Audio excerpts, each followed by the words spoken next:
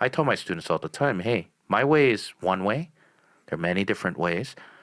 I'm doing it purely based on statistics and anecdotal information, right? Based on students I've taught in the past. Um, the irony is, I don't solve reading that way, the way I teach it, because I can read an entire passage in 40 seconds. I don't have to skim, right? I'm sure with science, there are students who can look at a graph and they know exactly what the topic's about. Well, that being said, learn your background. Yeah. Yeah. But you need to have 3 to 4 strategies for any test, I think. Murphy's Law, right? I mean, just like a sports, right? If you're first time learning a sports, then you have a proper form. But eventually, if you get better and better, then you make your own form. So, like Calvin and we provide them templates, and then if something doesn't work out at the end, then tweak the strategy, and then if that strategy works for you, then keep it, and then you will probably hit the ceiling once one more time, right? And then you have to do something else to break the ceiling. Yeah, but if you're doing it, and like say, I don't know, you made this, you adapted this new, strategy, right, for reading. You get a 34, maybe 2 weeks in a row. The next 3 weeks, you get a 24 on reading. There are a lot of students that will hold on to that memory of getting a 34, thinking that's the right thing to do. I currently have a student like that. And I said, you're going to have to look at a mirror and you're going to have to ask that tough question if this is the right way to do it, right? Because I believe in Murphy's Law for real tests. What's going to go wrong is going to go. What can go wrong will go wrong on a real exam. If you play the roulette of the questions I like will come up, it will never come up. It will never come up. The passages, whether or not they're harder, they're always harder for the test takers, right? I think it's a mental thing, but you're going to have 2, 3, 4 approaches, right, for reading and science, right? So that's one type of student, the one that holds on to one score and thinks I can do it my way and I'll be fine because I got that score once. That's a scary hope, though. That's a scary hope. And I say a very scary thing before an exam. This is when as a teacher, I stop trying to convince the kid, right? Because I think the only way you can learn at that point is to experience it, right? A lot of students, you'll try to convince them over, 2, 3 months, right? To do it one way. They'll never do it. They think they're okay. They take a real exam. It doesn't go well. And then they don't show up for 6 months. And then come back. They come back when they become seniors. They're ready. What's the other types of students you see then that take the ACT? The problematic ones or the okay ones? Give me a range. Maybe the ones that are most educational for people trying to improve. Like what are these qualities you see in either people who couldn't or did improve and how they overcame those? Well, in my experience, there are some quality. Obviously, like there are smart students, Sure, and then there are normal students. Obviously, right? We're not all Albert Einstein or Stephen Hawking, right? But in general, people who tend to do well. Also, I love how you went straight to 2 scientists when it came to smart people. They're like William Wordsmith. Well, I guess that's the only 2 people I know. Well, at least he's not going to get canceled because humanities figures can be quite subjective, right? Well, anyway, so what happened was people who tend to do well will follow direction. It's very simple quality. Follow direction, and then if they make mistakes, then they look into those mistakes and try to fix it. But like Calvin said, students who do not improve is that they think that they have that false hope that he talked about, right? And then I could just do better. So overconfidence is always killer for students. But you have to have confidence, but not overconfident, right? And otherwise, you don't have any room to learn, obviously, right? And a symptom of that is score variance. Yeah. I think one of the issues with ACT is that there's so many practice tests available. Right. And so a lot of students, I think it's a combination of the questions individually being a little easier to deal with, right? As well as so many practice tests being available online. You can go out there and get an old test. There are a lot of students who think that just taking tests over and over again, they'll figure it out. I'm sure there's a couple students that can do that. I know some of our listeners probably have done that.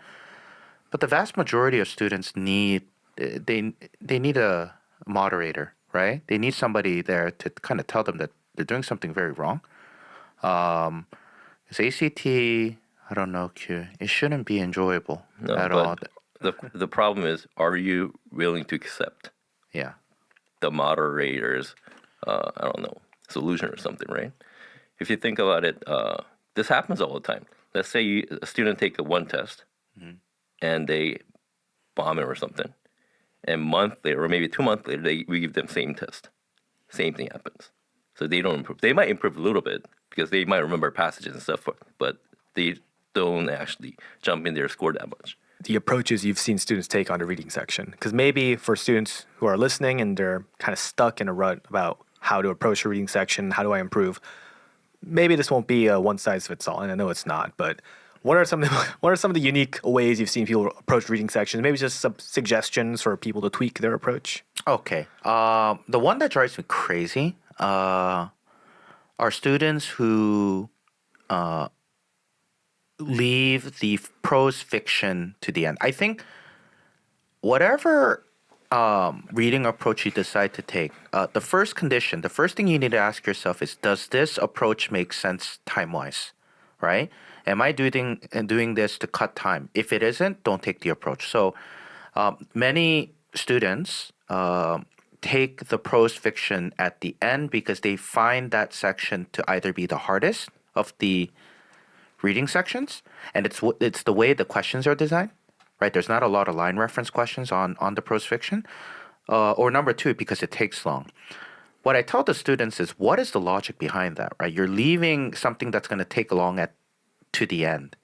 So the point here is that you're not going to finish the test, right? Are you giving up on the prose? So it's better to do the prose first because you have now 3 sections to make up that time that you may have spent on the prose. Another approach might be students who tell me that when they read something for a long time, they do better on an exam, which is true when they solve 3 passages. But what students see is that they've solved 3 passages and they've seen that they got a 30 out of 30, right? What does that mean? They spent 11 minutes or so on a passage. Yeah, of course, anybody's going to be accurate at 11 minutes, right? So I always ask them, so what are you going to do about the natural science? Well, the thing is, I can only get 10 out of 10 on the prose, social science, or humanities reading for 11 minutes. I'm like, well, then this is going to be the score for the rest of your life. So either change or, for lack of a better term, but die, right? You're going to have to adapt to that. And, you may have heard me say this, is like, if a student finishes a passage in 7 minutes, which is actually shorter than the allotted time for a passage and questions, and they get 2 wrong on a passage, versus a student who has spent 14 minutes on a passage which is probably 6 minutes, 5 minutes longer than they should be spending, and get everything right, I think the person who spent 7 minutes and got 2 wrong on a passage has done much better, right? Because they've bought themselves 6 or 7 minutes for something else. So how have you seen successful approaches? Successful approaches? I know they're varied, but just maybe suggestions for students who are listening who might want, hey, maybe try this one thing, maybe try this other thing. Oh, it's like a long distance marathon runner. You need to have markers, right? You need to have. So the first thing I tell students is 8 minutes 8.5 minutes a passage, right? 8.5 minutes. 2 minutes for reading, 6 minutes for questions. That's the most conventional way. Would you even suggest literally put up a timer and see how stop yourself and go to the next passage? So on paper, both on paper and CBT, because you're given something to write on regardless. I always tell students, okay, on a paper exam, say that the section starts at 11 a.m. I tell students the moment the proctor says go, you write 8, 16, 24. What you're doing here is you're making markers, right?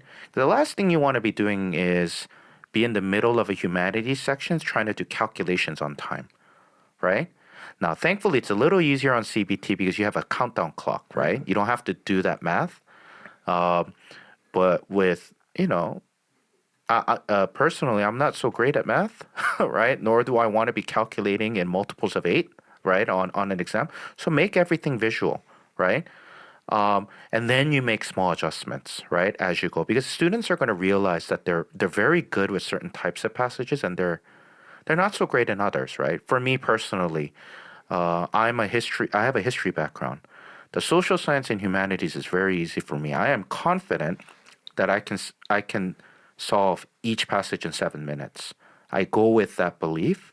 That means I know that with the prose or natural science, I can spend a little bit of time, right? But as long as you understand as long as you know your strengths and weaknesses, and you have a contingency plan, you're good, right?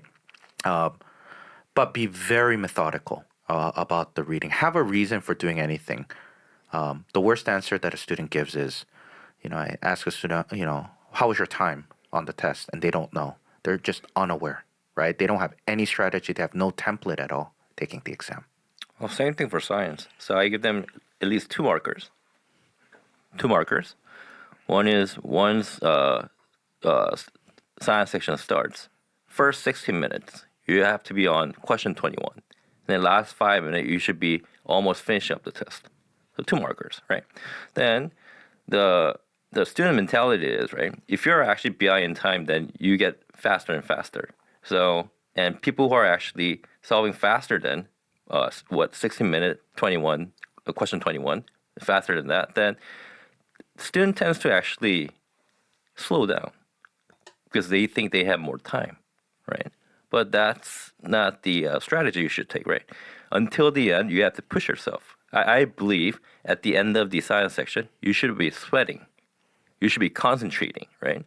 Until the bell is rang, it's not done, right? So I've seen students in practice, right? After they finish up 32 minutes, and then they sleep. And for God's sake, the science is the last section, isn't it? Yeah. Why would you sleep? Just double check, please, right? Okay. You're not trying to save your energy for the, to go back to your school. Or or maybe something. they have to write an essay. Oh, maybe. But other than that, right?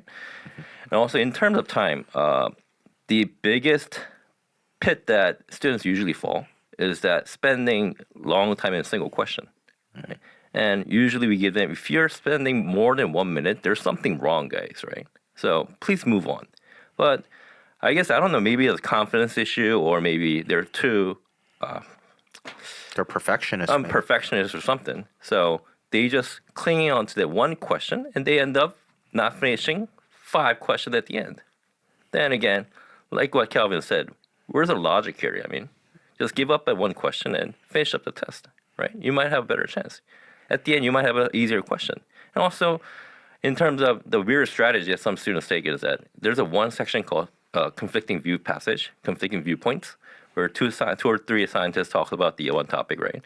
And some students who think they are poor readers, they put off this passage at the last passage. But again, that's not a good approach.